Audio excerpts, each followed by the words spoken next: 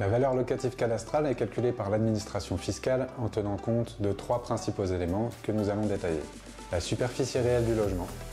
L'administration retient la superficie au sol du bien, quelle que soit la hauteur du plafond, à ne pas confondre avec la loi Carrez. Pour le calcul de cette superficie, sont retenues toutes les pièces du logement, à savoir les pièces d'habitation, mais également les annexes et les dépendances. Après, nous avons les éléments de confort.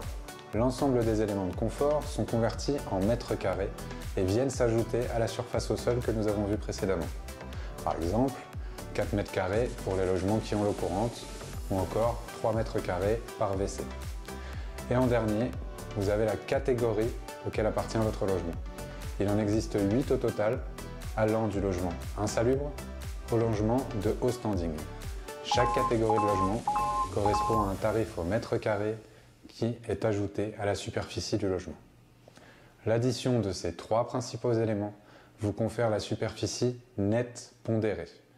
Une fois cette superficie pondérée obtenue, nous allons pouvoir calculer le revenu cadastral du bien en multipliant simplement cette superficie par la valeur locative cadastrale.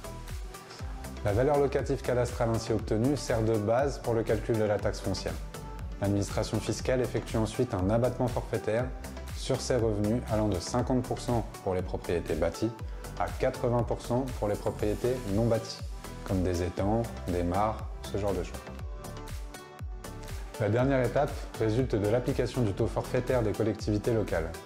Chaque année, l'administration fiscale révise la valeur locative cadastrale des logements et les communes révisent le taux d'imposition applicable. C'est pourquoi le montant de la taxe foncière varie d'une année à l'autre. Le calcul de la taxe foncière n'a pas changé depuis 1970. Il est prévu qu'aux alentours de 2026, ce calcul change.